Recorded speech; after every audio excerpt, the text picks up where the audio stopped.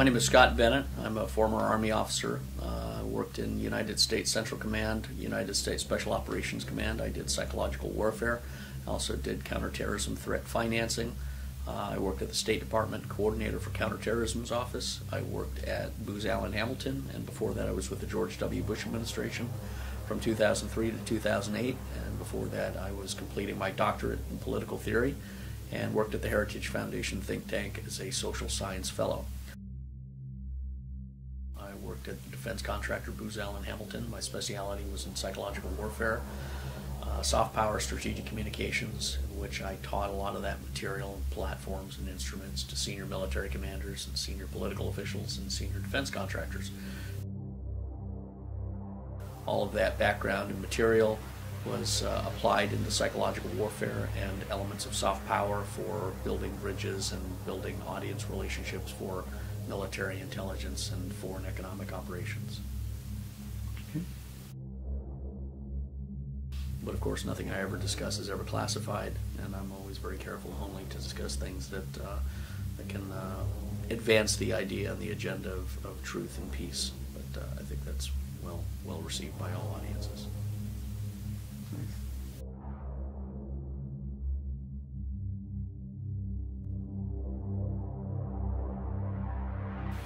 First question, what kind of role did the media coverage of the Gulf War play in helping winning that conflict militarily? Well, the short answer is the military and the media and the CIA conspired to create a narrative using the U.S. media to trigger the American people into a war. So the media was a very large part of that.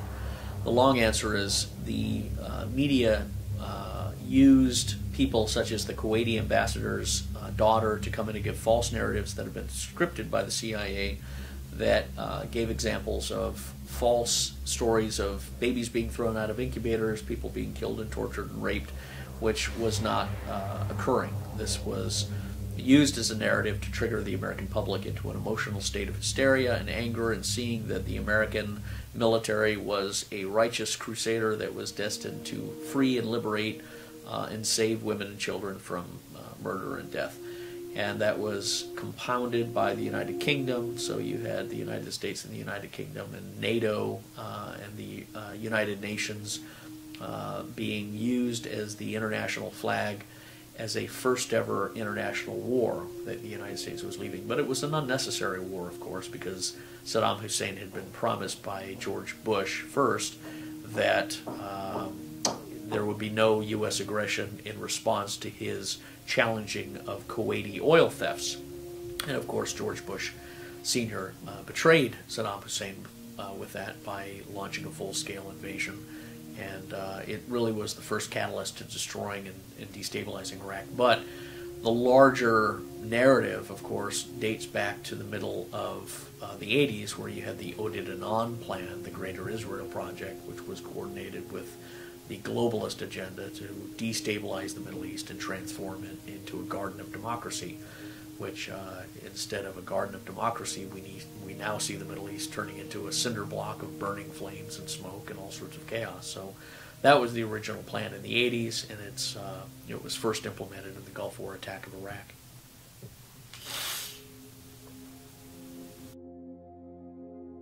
So many people are under the impression that the United States military simply uses superior technology and financing to get its way on the world stage.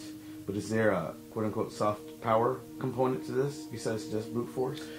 Well, soft power is psychological warfare. Soft power is the manipulation of the emotion, the minds, the histories, the culture, the genetics, the entire demographic and psychographic construct of the person to influence them, to manipulate them, to motivate them into following a certain course of behavior that is in line with or that supports the interests of the communicator, specifically the government, the nation.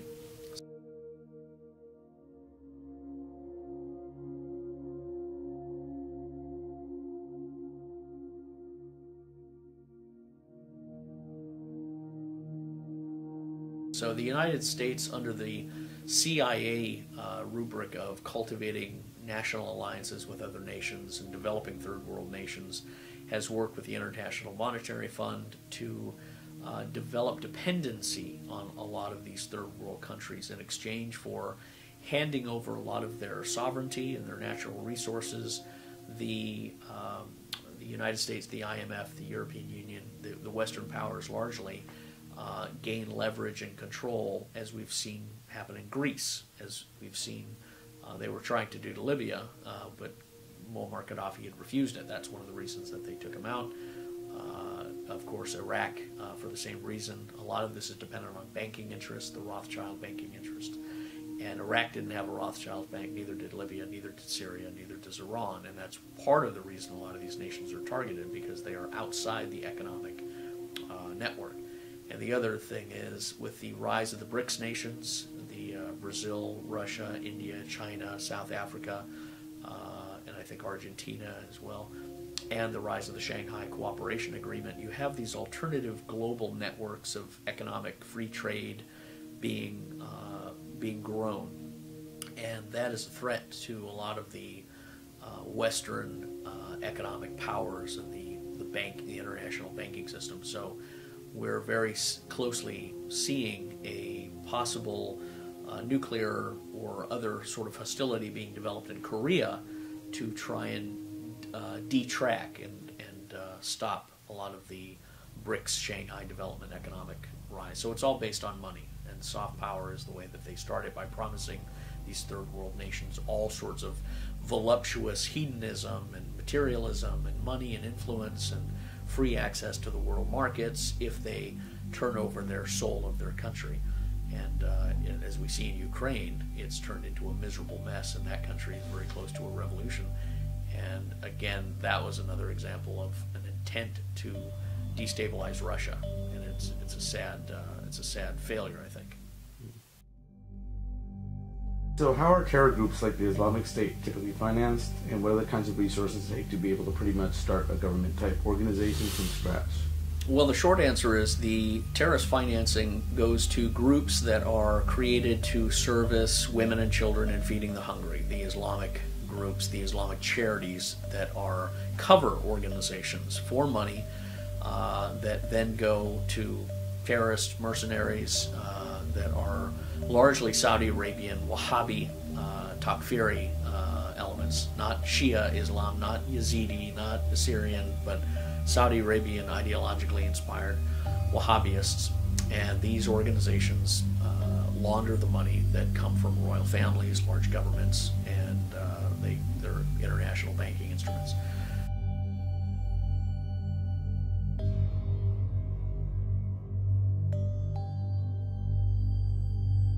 So that's the short story of it. The long story is, one of the examples of that is the Swiss banking cartel UBS, Union Bank of Switzerland. And as I've said before, I discovered in the book Shell Game, when I wrote this report, which disclosed the Swiss banker Brad Birkenfeld, his connection to UBS, his connection to the Clinton Foundation and the Obama administration.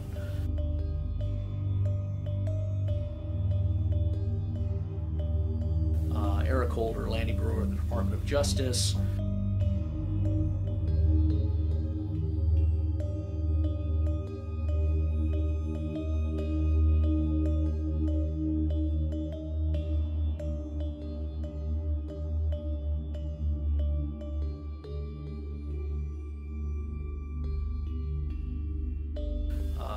Covington & Burling, a law firm in Washington, D.C. that represented UBS, that represented Saudi Arabia, all of which is coming out of the WikiLeaks cables, which is describing the vast money laundering operation of the Clinton Foundation.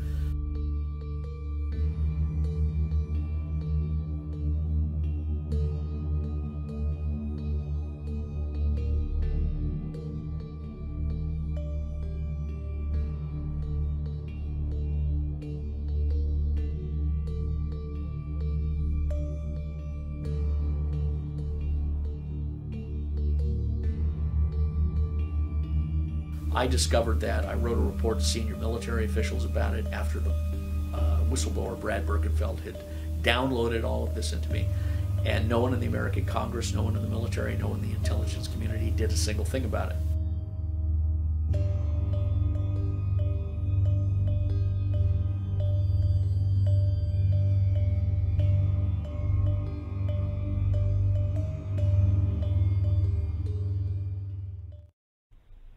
Well, you met some interesting folks during that time in the federal penitentiary. And in fact, your story of how you not only survived but thrived in that situation is one of the great parts of Lucifer's Banker.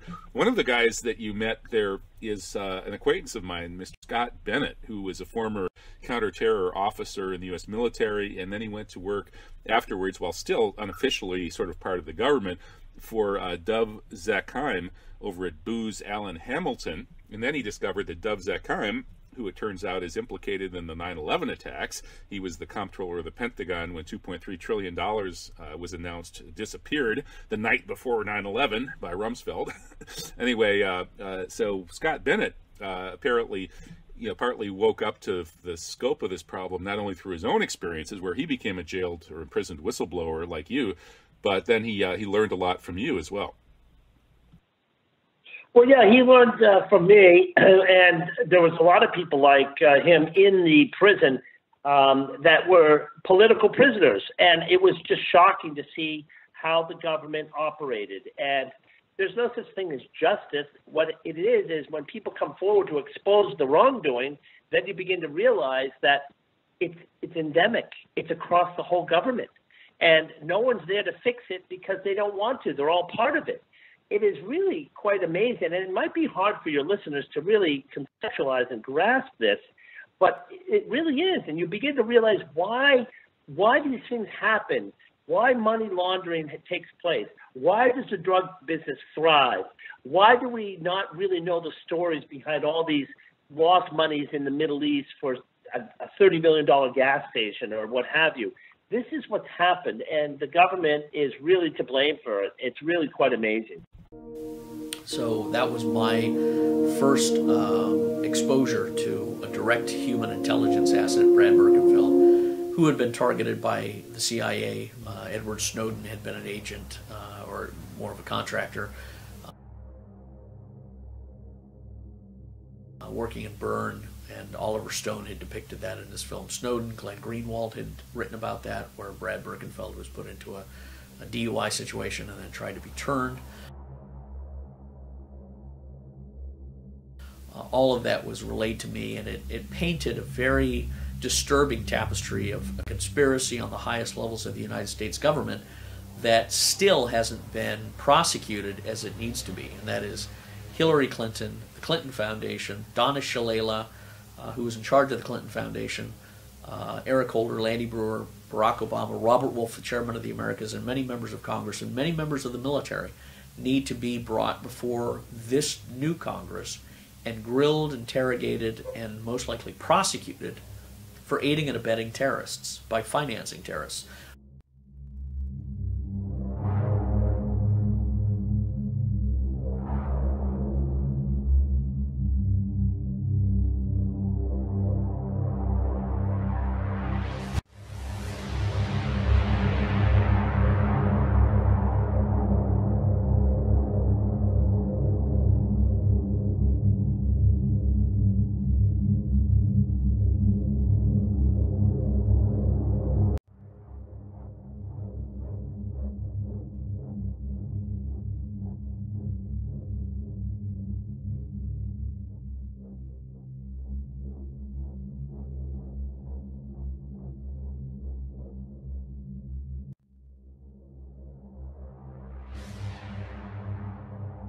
HSBC had no controls for terrorist financing. They couldn't tell you what one client was doing versus another.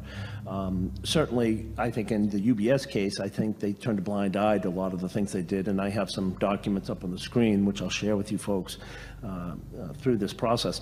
And it's very compelling, extremely compelling, because it was given to the Department of Justice back in June 19th, 2007, and nothing was done. So that's very important. The essence was that there was a lot more illegal and illicit activity that went on. Here's the document here, and I've got a pointer here to hopefully shoot at it here. Now, what you're seeing here, this is the gentleman's name. This was given to the Department of Justice on this date. There are my initials. That's on June 19th, 07. These are all the numbered accounts this gentleman had. Now, you might say, well, geez, you didn't give up names to the Department of Justice. I didn't, but I was allowed to give up this one. Why? Because he was involved in terrorist financing.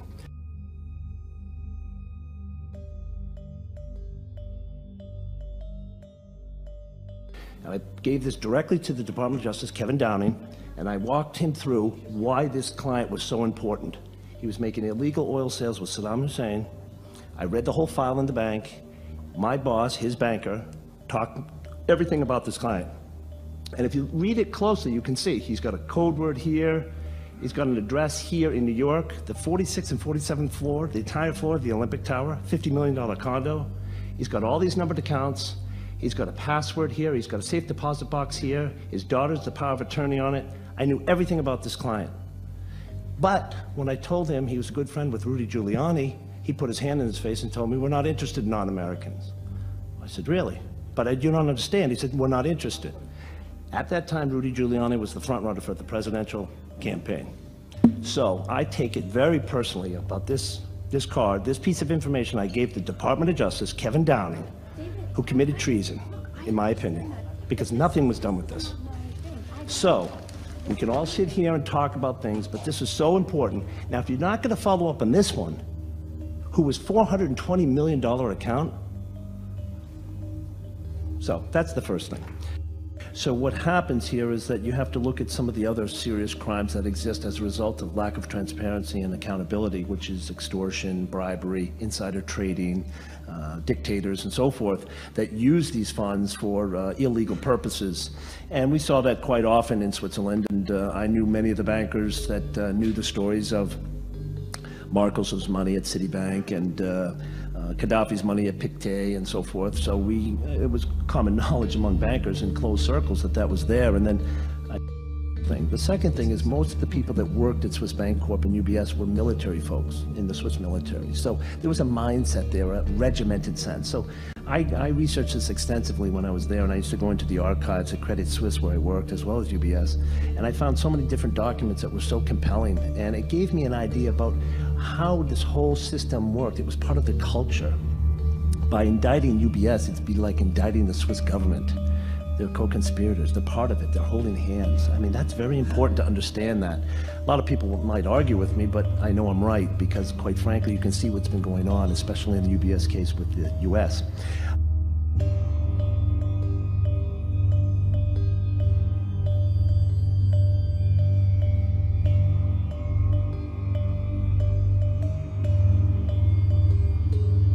But I think the problem with UBS was that they did it to such an extent with a level of arrogance, in so much as putting the colleagues and the clients and shareholders at risk, but also thumbing their nose at the U.S. authorities and other authorities in other countries, for that matter. So it was across the board such it was like an organized crime outfit.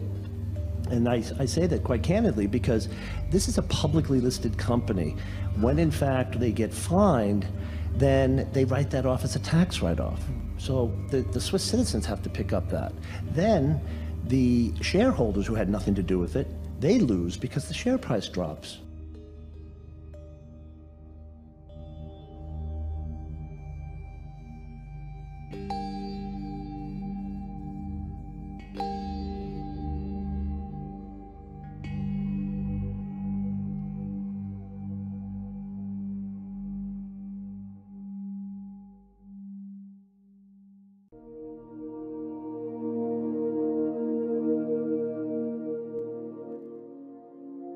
We gave this material to Tulsi Gabbard, and as a result, she's created her H.R. 608 bill to stop financing terrorism. We also gave it to Senator Dick Black, who has appeared on RT and Press TV and given the same presentation. So we are getting this material out. It's just ignored by the American media because it runs afoul of their long-term agenda. But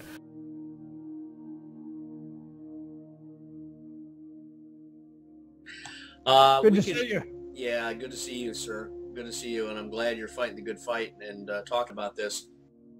I would encourage anybody who wants to read more about it to go to www.shellgamewhistleblower.com and download the report. It's unclassified, or go to the publisher lulu.com, lulu.com, and it's Shell Game, a military whistleblowing report by Scott Bennett, and I wrote that as a military officer.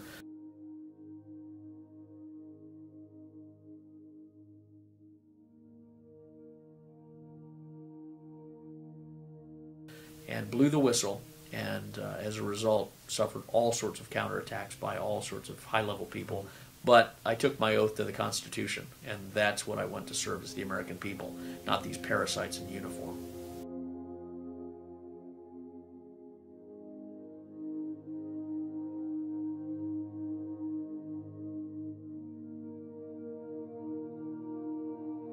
What kind of role did the media coverage of the Gulf War play in helping to win that conflict militarily? Well, the short answer is the media was the propaganda arm which advanced a narrative into the hearts and minds of the American people, which allowed them to be triggered into a war of aggression against Iraq. The long answer, of course, is that George Bush Sr., the president, the former CIA director, one of the dirtiest politicians in the history of the United States, who had been involved in drug running operations for the last 30 years,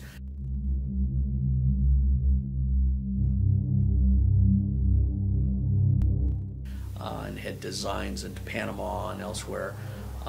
George Bush Sr. had been notified by Iraq, actually, that they were intending to engage in operations against Kuwait because of thievery of oil, and had given them the green light. And then, of course, it betrayed Iraq and used that as a triggering mechanism for a large-scale Middle East intervention using United States and United Kingdom forces. And the way they got away with that was by using the media to coordinate its operations with the Central Intelligence Agency and advance narratives of children being thrown out of incubators, people being raped and tortured by the brutal Nazi-like Saddam Hussein guerrillian thugs, which was all false. It was all psyop. It was all psychological warfare. It was all narrative manipulation.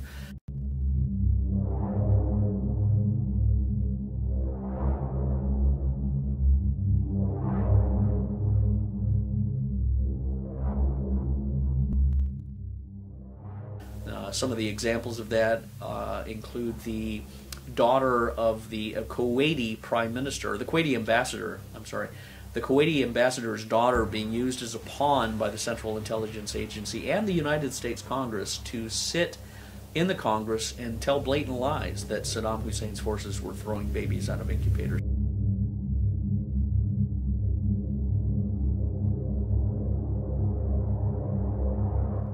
And that was enough to trigger the American public into being complicit and allowing the American military to advance into a war of freedom, of liberation, of saving these poor children and souls, when in fact it wasn't. And a lot of men died, and a lot more are dying now because of the spent uranium rounds and many of the weaponries that were used that have been very destructive.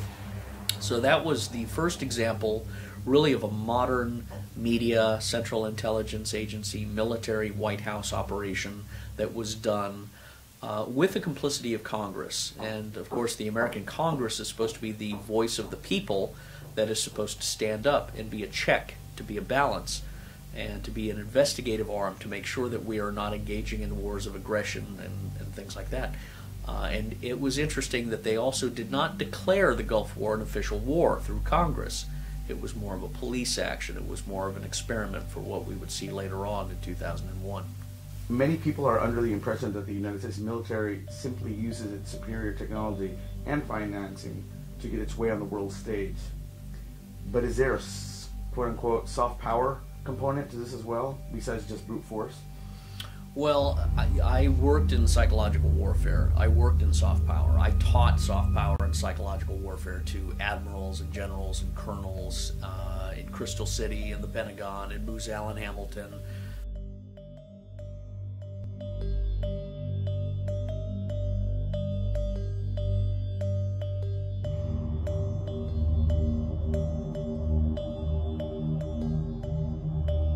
My background was in advertising, so I was picked to go into psychological warfare because of my understanding of the target audience and graphics and imagery and sounds and its psychological manipulations.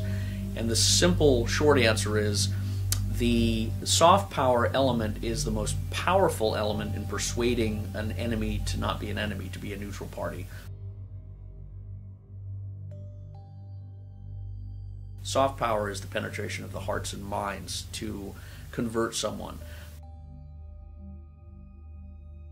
The military arm, of course, is destroying things, breaking things, killing people, which often results in collateral damage and long-term damage against our own country because you create enemies that will pop up 20 years down the road.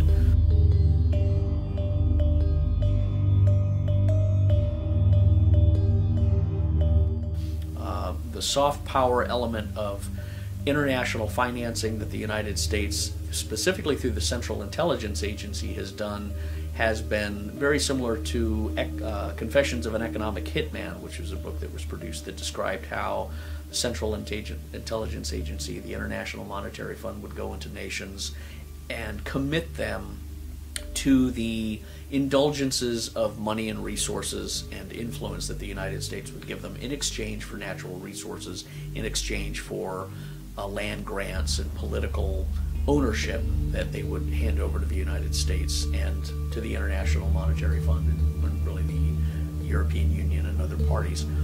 And in exchange for handing over a lot of the sovereignty of the nation, you would find the nation suck dry of a lot of its resources and its integrity and its culture being disintegrated. You see examples of that currently in Greece, where the Greek people are being siphoned of their culture, siphoned of their humanity in exchange for the government guarantees of money that have come from European banks. And it's really a shell game because it goes in circles. The people of Greece and the countries are the ones who most suffer. But the soft power is advanced by promising riches, wealth, and honor and recognition by the international community, specifically the Western powers run by the United States CIA. And before you know it, they have found themselves under a burden of debt that they can't control, and often they disintegrate. We saw that in Ukraine, you see that in Greece, and I think one of the only solutions to that is independent economic relationships and confederacies, such as we see emerging out of the BRICS nations, out of the Shanghai Cooperation Agreement, which interestingly may be part of the reason that we're triggering North Korea hostilities, is to try and throw off the BRICS and the Shanghai Cooperation Development and these other alternative resources and confederacies and networks from gaining strength. It's all about the money, and the CIA is the main mafioso source in charge of controlling the money.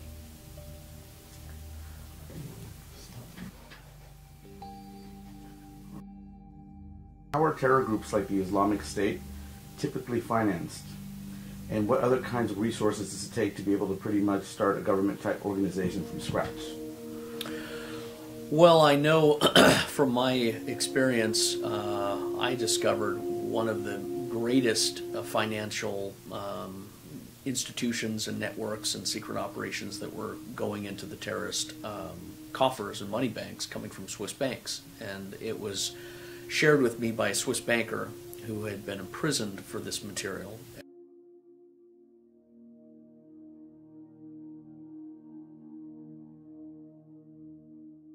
Ironically enough, he had been tapped by the CIA by Edward Snowden when Snowden was an agent in Bern, Switzerland, I think it was, and the Swiss banker had been cornered by the CIA, and they'd put him into a jail cell, and the next day tried to turn him.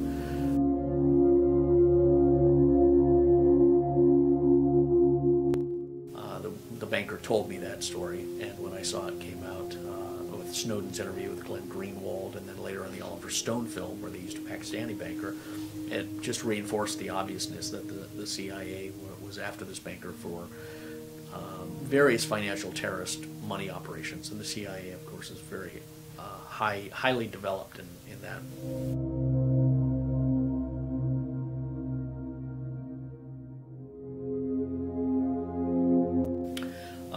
And I discovered that this Swiss banker, Brad Birkenfeld, had notorious, like 22,000 bank accounts that had been used by Saudi Arabians, Qataris, Kuwaitis, Moroccans, all of the Gulf nations.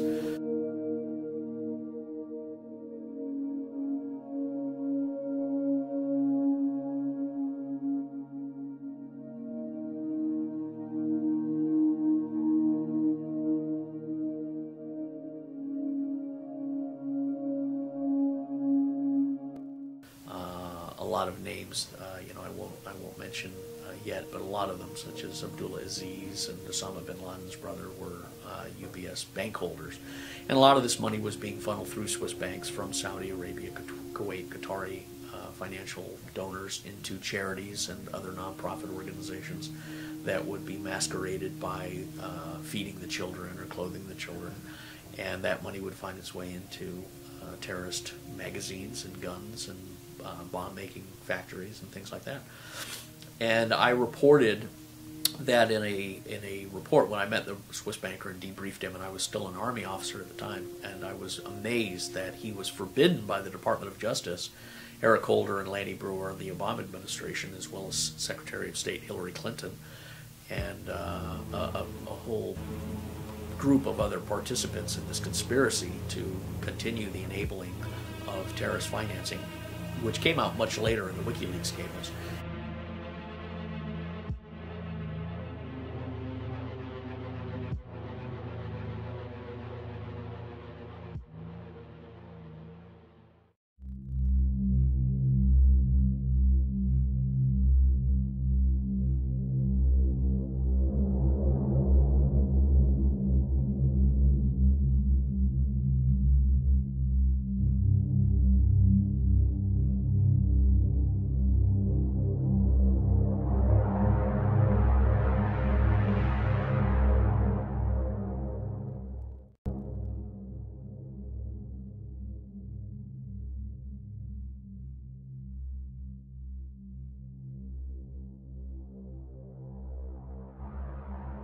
Incidentally, Brad Birkenfeld had been given WikiLeaks cables, which disclosed in 2009 a lot of this operation.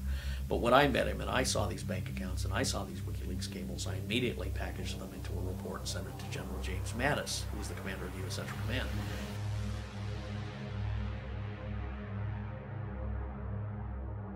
As well as other officers in the military, as well as other members of Congress and senators and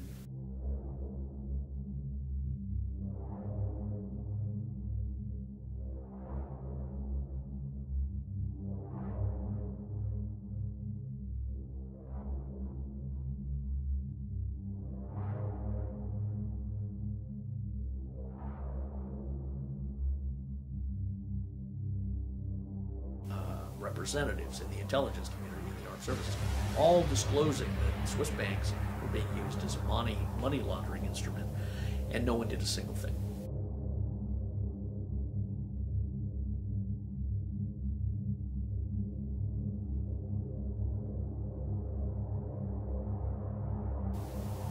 No one in Congress did a single thing. They never investigated it. They never requested more information. They never gave an interview. I did have Washington Post journalist Tom Hamburger and NBC journalist Michael Isikoff come and interview me about all of this material.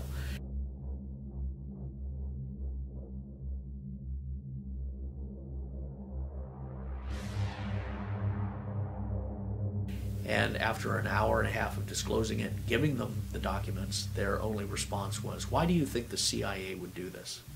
Which is just a confirmation that they themselves had been tapped as CIA agents to come and interview me and try and get this information. A lot of which they never got, because a lot of it I've uploaded safely that will be released at the appropriate time.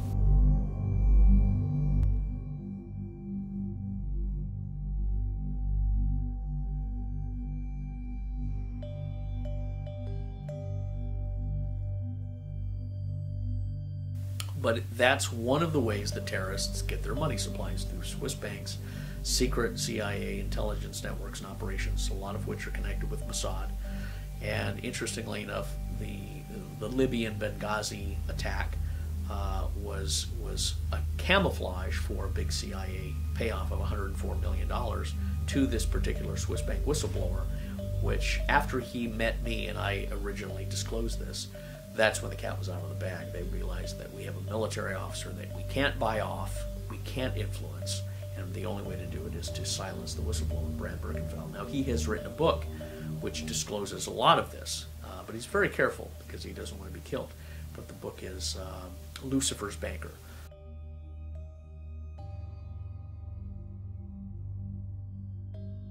And I've uploaded all of my reports on a website, which people can go to, shellgamewhistleblower.com, and they can also see the report, which is unclassified, Shell Game by Scott Bennett, and it's on lulu.com, Lulu.com, but it's unclassified. But it shows clearly the evidence trail, the document trail, from the banking, WikiLeaks, military letters, letters to Congress, and it's a conviction, the evidence and the conviction of a massive conspiracy by the Clinton Foundation, Hillary Clinton, Donna Shalala, the Hillary Clinton appointee, Eric Holder, Lanny Brewer, the law firm Covington and Burling, Robert Wolf, chairman of the Americans of UBS.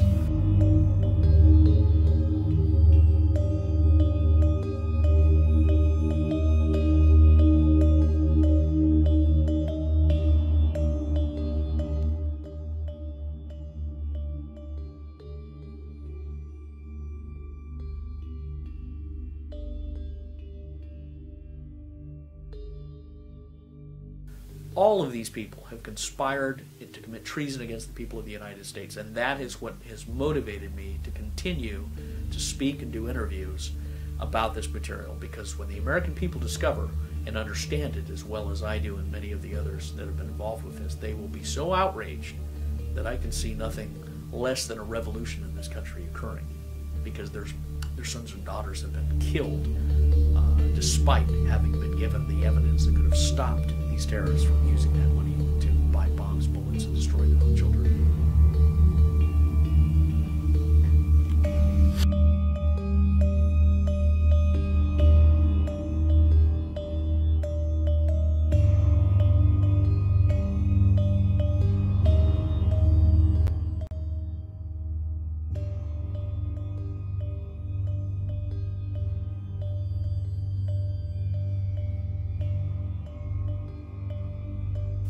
So what is the real pretext of Comey's discharge?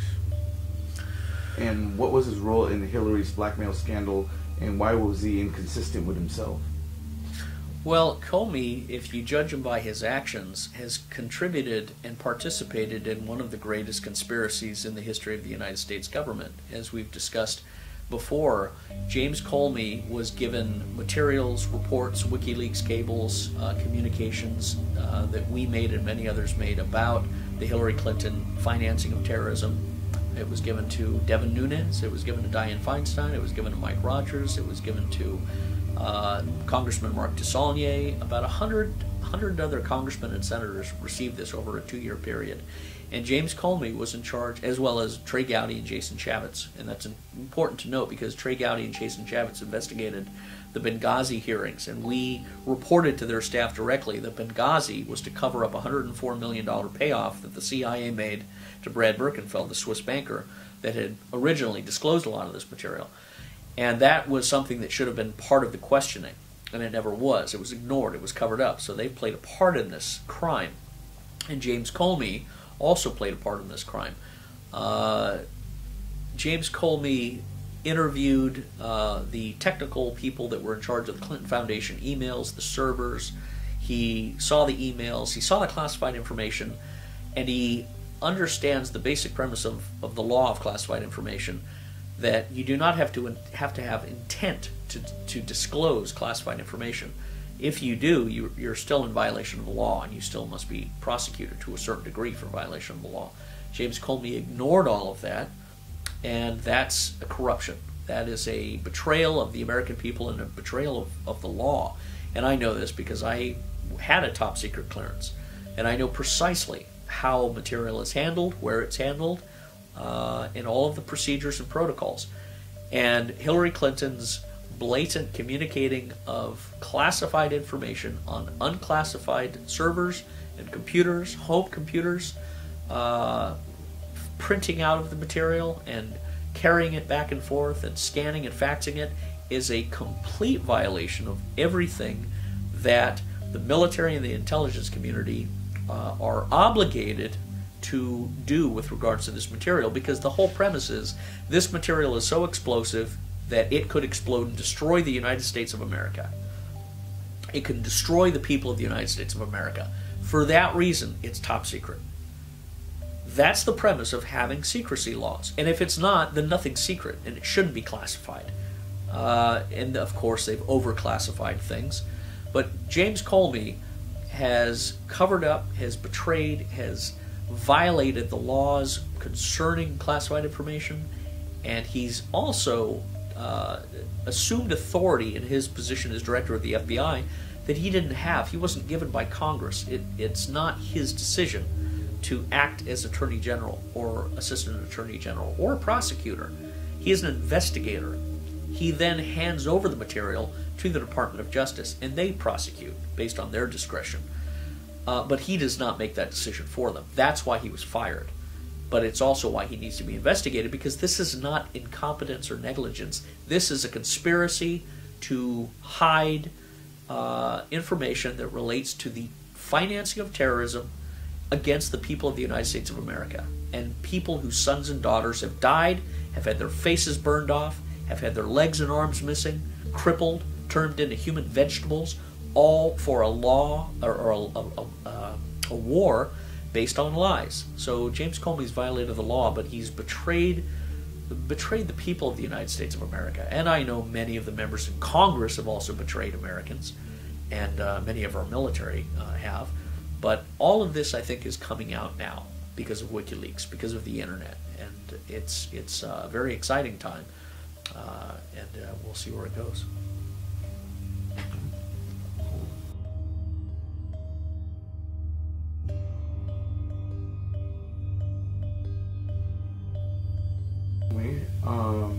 So what is the role of Russia in this scandal? Well, the short answer is Russia has absolutely no role whatsoever. Russia had no hacking or cyber operations, cyber warfare, no manipulation, no spying operations. It had no surveillance of Trump or any other member of Congress. It had no participation of eavesdropping. It had no participation in any military cyber war activity whatsoever. That entire claim has been a ruse, it's been a psyop, it's been a manipulation of the narrative, and it's been done so as a blatant lie by the Democrat neoconservative side, which lives based on conflict and aggression and fear of Russia. That's the short answer. The long answer is Russian news networks such as RT, such as Sputnik, such as others, did legitimate news stories and examinations of the WikiLeaks cables and various whistleblowers like Seth Rich, who gave a lot of the materials of the Podesta emails and a lot of the other cyber data. Seth Rich gave it over to the British ambassador, who in turn gave it to Julian Assange, and he published it. And they have tried to claim that was a Russian operation. That was not a Russian operation. That was a Russian media organization doing a story like the American media is supposed to be doing. So that's how they spit it, is to say that RT and Sputnik are official government intelligence agencies. They're not. They're journalists who have simply reported on facts and people, and done so, I think, with excellence and integrity. I think they, in fact, could have been far more aggressive. I've been on RT, Peter Lavelle Show, Crosstalk, and others, and I think they have been too timid in exposing a lot of this material, because what we see is that Seth Rich was disillusioned by the defeat of Bernie Sanders, the corruption of Bernie Sanders' campaign by the Hillary Clinton, Schultz, Democrat National Committee conspiring against Bernie Sanders to eliminate him. And that was an affront to all of the young people who supported him. They supported his socialist agenda. They supported his kicking against the machine and his rhetoric and his passion, and he had a lot of very good points, but they undermined him, they sabotaged him, so that Hillary Clinton would be the ticket for the Democrat Party. Seth Rich saw that. He worked inside the technology factor of the DNC, and he reported it. He gave that material away. He had a meeting with the FBI, and the next day is when he was shot in the back, and his wallet and his watch were left on him. He was not robbed, he was executed. And he was executed because of his revelations and his giving this material to Julian Assange. Western media will never cover this, of course, but I think this was a targeted FBI, CIA assassination with possible Mossad operations. And that was the true story. But behind the Podesta emails and the DNC leaks and it had nothing to do with Russia. So we see the Democrat Party, of course, hysterical, and their only attempt to justify Hillary Clinton's loss is to try and invent this boogeyman that Russia had something to do with it. And sadly, some of the intellectual hermaphrodites like John McCain and Lindsey Graham have added to that propaganda. But of course, it's because they've lost their mind and their whole existence is based on antagonism with Russia. But the Russians had nothing to do with it. What's more encouraging is that the American people, particularly everybody under 50, has an affection for Russia. They have a desire to develop economic and social ties with Russia because the people, the Russian Orthodox Church, the Russian culture, the Russian scenery and business environment is a flourishing garden that has so much potential, whereas America has transformed, sadly, into a police state. We see that in the Lavoie-Finicum murder, the Oregon siege of the Malheur Refuge Reserve. We see that in the torturing of Ammon Bundy, Cliven Bundy, and his brother. And we see that in just a police guerrillian state arising in America under the mandate of fighting terrorism. You don't have that in Russia, and I think Americans are becoming increasingly tired of trying to resurrect the Cold War when there is no Cold War anymore. And Russia's role in Syria, I think all Americans applaud because they've brought stability where Obama brought chaos. They have brought hope where Saudi Arabia has brought murder, rape, beheading, and all sorts of savagery. And they did it in Libya, they're doing it in Syria, but Russia stopped them. And I think the American people are wanting Russia and Putin to step up and be much more aggressive in assuming the congratulatory praise that they deserved for doing that. I think the Russians are far too timid and should be much more boisterous and aggressive, and the American people would applaud them even more. They like the strength of Putin, and they don't think that Russians have had any cyber espionage operations against the United States. That's just a dead fish. No. Interesting. How great are the contradictions in the American Special Services? Well, if you're referring to the American Special Services as Central Intelligence Agency, Defense Intelligence Agency, the State Department counterterrorism offices, those agencies have very talented people, some very smart people. All of special operations people are out-of-the-box thinkers. They're adaptive. They're solitary. They're individualistic. They can operate without oversight. A lot of them are very unhinged, very mentally deranged, very war fatigued. They're battle wary because of the 15 years of war that started under the false flag attacks of 9/11. Let's never forget that on September 11, 2001, the greatest deception was pulled upon the world with artificial attacks on the World Trade Center and the Pentagon that never happened the way the government said they did. It was totally false flag. It was blown up from within. There's evidence that the Twin Towers were actually blown up with nuclear weapons to turn them into powder, to fall into free fall speed. No plane parts were ever found. No plane parts were found at the Pentagon either. And I drove by the Pentagon the next day, and I can say with my own eyes, there were no plane parts. There were no skid marks on the grass. There was a big blue tarp over the hole, but that was it. So the false flag attack of September 11, 2001 was the trigger for this large-scale global hegemony war that the neoconservatives were pushing. George Bush was brainwashed into doing, and their hope was to cultivate in the Middle East little Democrats. And they were going to take out 7 countries in 5 years: Libya, Iraq, Afghanistan, Syria, Somalia, Iran, Lebanon, and transform them into little gardens of capitalistic opportunity with Coca-Cola and Xerox and all sorts of this. And that was a complete anthropological failure because they didn't take into consideration that cultures and the life force of people and languages and myths and traditions are deeper than economic materialistic work habits. And it was based on the Francis Fukuyama end of history and a lot of those thinkers in the early 2000s. But I was right in front of the center with a lot of the thinkers that were arguing against that. And sadly, they've taken this course. So a lot of us in the special operations, psychological operations, and Green Berets, and more of the thinking group of the military have seen some big failures on the side of the political entities as well as the senior military commanders, and we've been sort of forced into this war, but we're now coming out saying we've made such horrendous miscalculations, and blatant lies have been told, and blatant conspiracies of cover-up and assassinations, and of course the biggest one again is the Swiss bank financing of terrorism, Union Bank of Switzerland, which was disclosed to members of Congress and senior military that Hillary Clinton had a key role in as the Clinton Foundation executive, and Donna Shalala and Eric Holder and Lanny Brewer, and no one did a single thing. No one has done yet, and it's one of the greatest crimes that was perpetrated against Americans. But the hope is more military and intelligence people from special operations will be coming out and really performing their oath to the Constitution of the people, not doing obedience to the senior generals who don't fight wars. They sit back with cups of whiskey and cigars and just lead it from the boardroom, and we don't give loyalty to the senior congressmen and senators who do the same thing.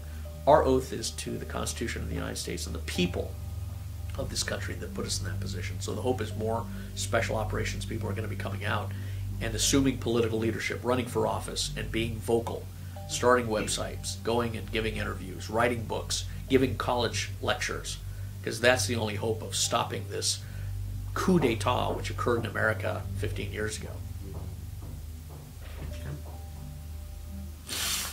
And final question, do you think that Comey was a special services victim, and who could be the next victim?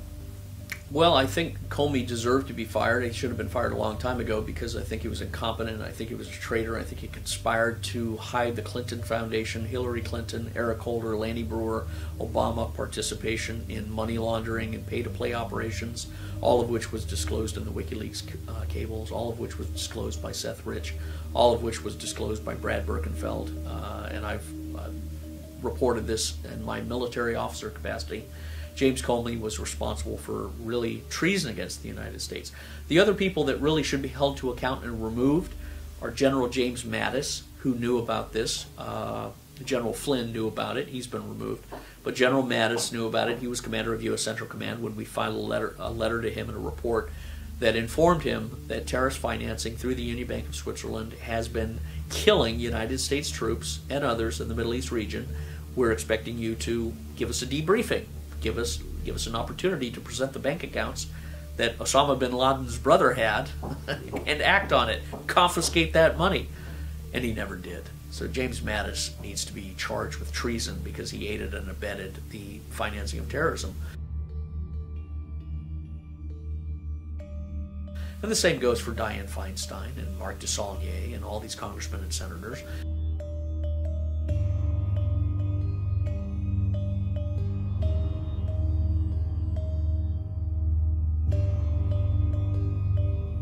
I think there's a lot of neoconservatives that followed Trump into office that Trump needs to fire immediately.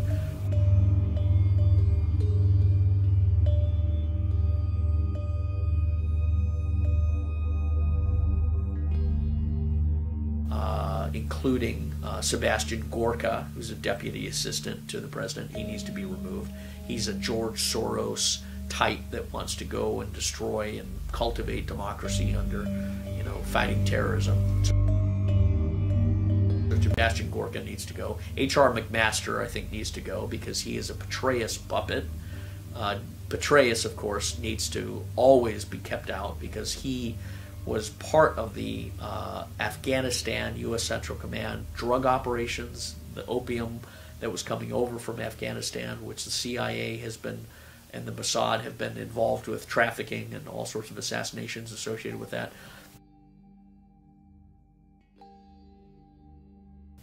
Ironically, the Department of Justice taught a class called Deep Black to inmates in prisons that were being released, and that class, Deep Black by David Guyat, it was a 1998 news report, detailed how the CIA and the Mossad were involved with drug operations and assassinations, and the Department of Justice is informing and educating inmates about this, which does two things. One, It gives them a hatred for their own government, and it shows them that their government is a betrayer of them, not a protector of them. And it also inspires them to continue to engage in criminal activity because the government doesn't. So this class that's taught by the government to prison inmates about CIA drug operations has been very blatantly showing that the United States government, the CIA, is involved in illegal activity. That was given to Judge Virginia Hernandez Covington, a judge in Florida.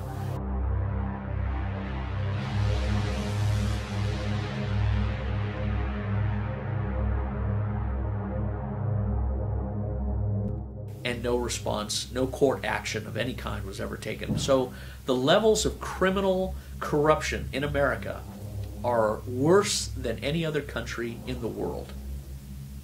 Because this is a corrupt conspiracy of government officials in the courts, in the Congress, in the military. Never mind the media. I mean, the media are always corrupt. They're prostitutes who follow the slang lines and the headlines.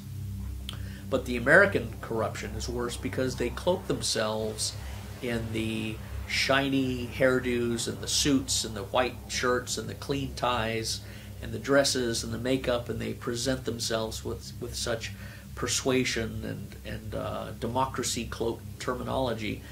But what they're really doing is undermining stability in the world, advancing terrorism, aiding the Saudi Arabian, Qatari financing of terrorism. And we see the latest result in the infection and impregnation of Europe with the Saudi Arabia Wahhabi hordes from North Africa and the Middle East, which